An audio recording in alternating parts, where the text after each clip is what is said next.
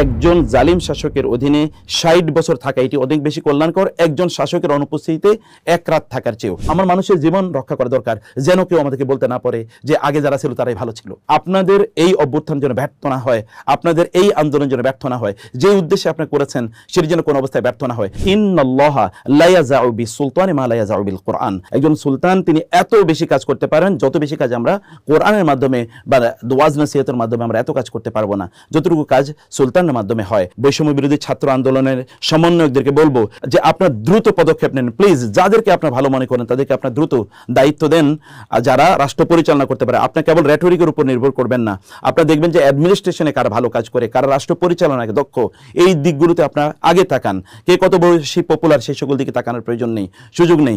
আর আপনার সবার কাছ থেকে মতামত নিয়ে যখন এটা তৈরি করতে যাবেন এটা প্রচণ্ড জরুরি, কিন্তু যখনই আপনার এটা লিঙ্গানি করবেন তখন আপনি দেখবেন যে এখানে বিভিন্ন ধরনের এলিমেন্ট ঢুকে যাচ্ছে।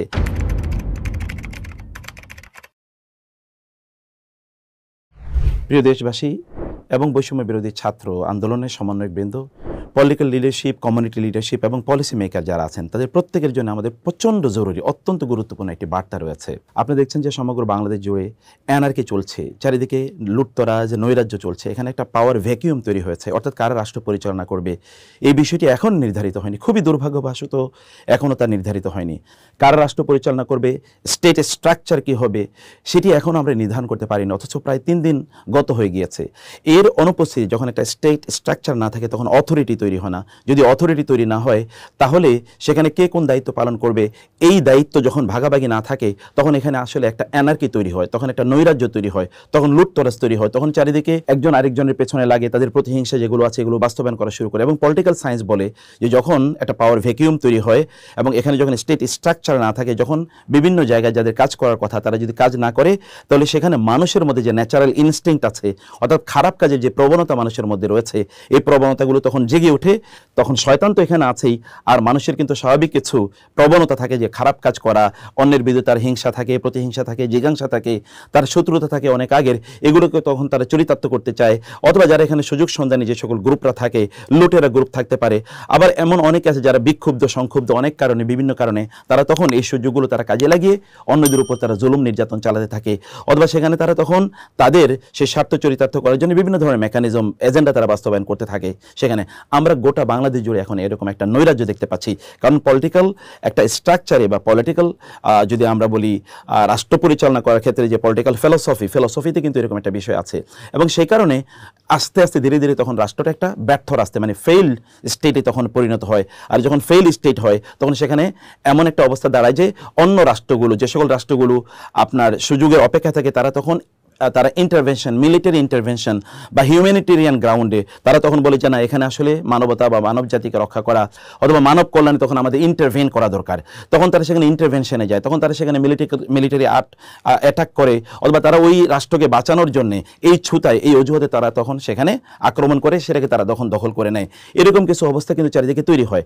বাংলাদেশের এরকম একটি জায়গার দিকে আমরা ধীরে ধীরে এগুচ্ছি, কারণ হচ্ছে আনফর্চুনেটলি আমরা এখনও আমাদের রাষ্ট্র কারা পরিচালনা করবে এখনও তাদেরকে আমরা তৈরি করতে পারিনি। এই জায়গায় আমরা যদি ইসলামিক যদি পলিটিক্যাল সায়েন্সের কথা বলি তাহলে ইসলাম আসলে কি বলে সেই বিষয়টিগুলো আপনাদেরকে একটু বলতে চাই। একটি হাদিসে এসছে, এটা ইবনে বাজ রাহিমাহুল্লাহ তিনিও হাদিসটি উল্লেখ করেছেন যে ইন্নাল্লাহা লা ইয়াযাউ বিস-সুলতানি মা লা ইয়াযাউ বিল কুরআন।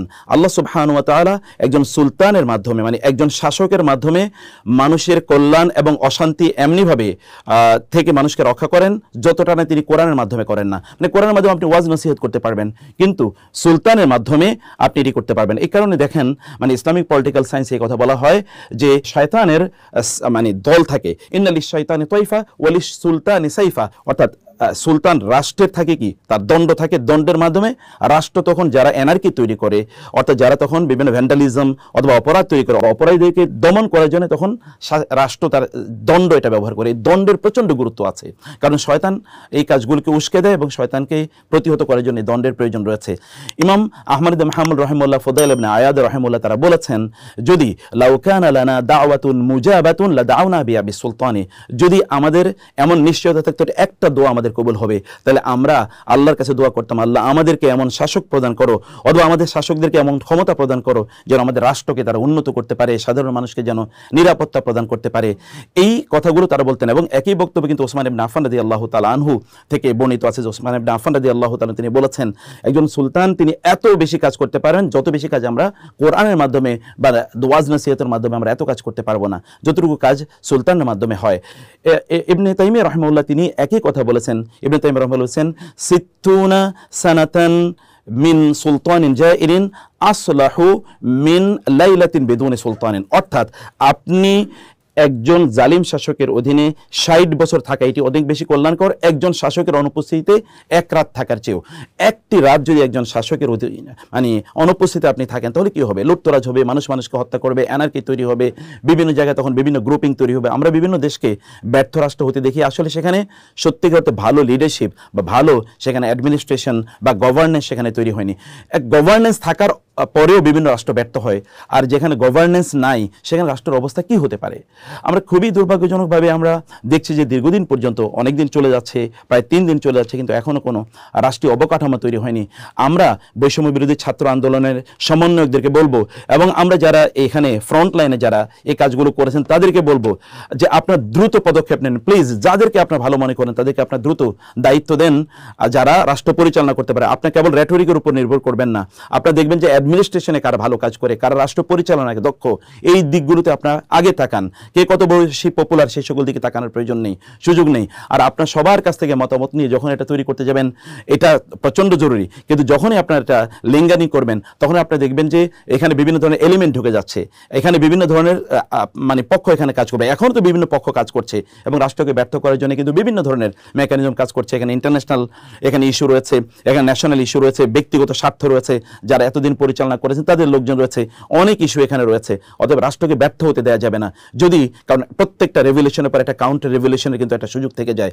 বারবার যে কথা আমরা বলছি, দ্রুত একটা স্টেট স্ট্রাকচার তৈরি করুন, দ্রুত যে পাওয়ার ভ্যাকুয়াম তৈরি হয়েছে এই পাওয়ার ভ্যাকুয়াম দ্রুত সমাধান করুন, দ্রুত আপনারা কারা রাষ্ট্র পরিচালনা করবে এদেরকে দ্রুত নির্ধারণ করুন প্লিজ।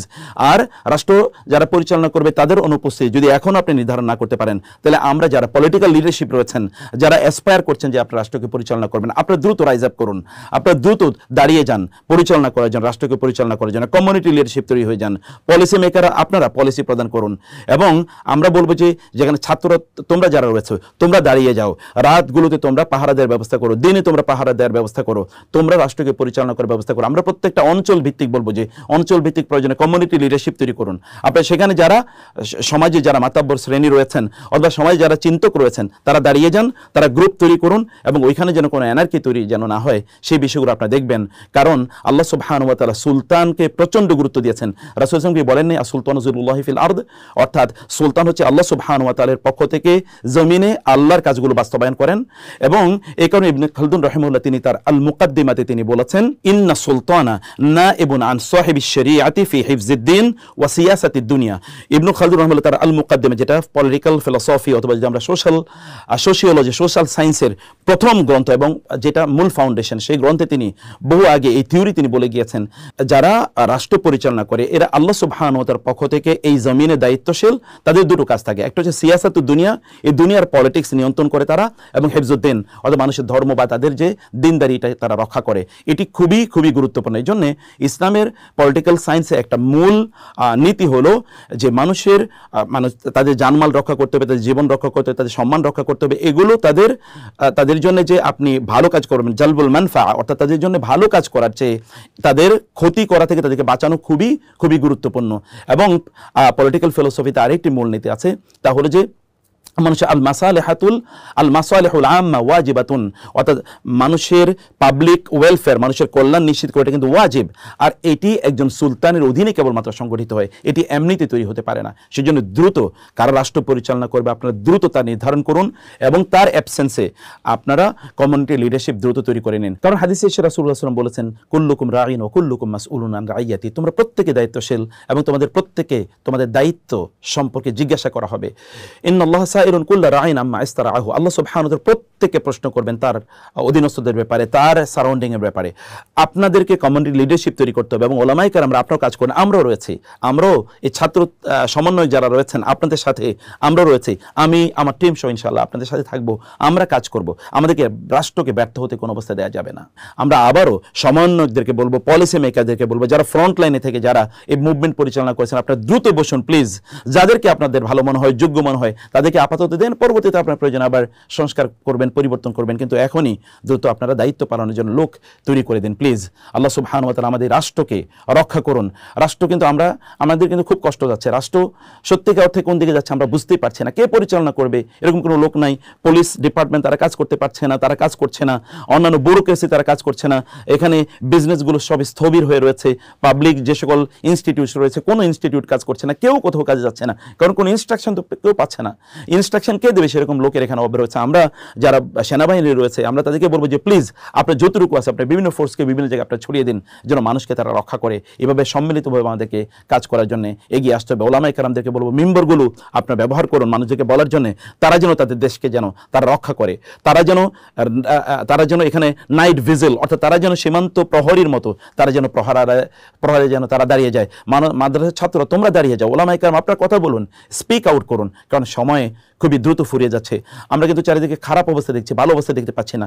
সকল রিপোর্ট সব জায়গায় আসে না, সব কথা আমাদের কাছে সমানভাবে পৌঁছে না। কিন্তু আমরা আমাদের এই প্ল্যাটফর্মটা থেকে আপনাদেরকে এই আবেদন জানিয়ে যাচ্ছে, আপনার দ্রুত অ্যাকশনে নেমে পড়ুন। আল্লাহ সুবহানাহু ওয়া তাআলা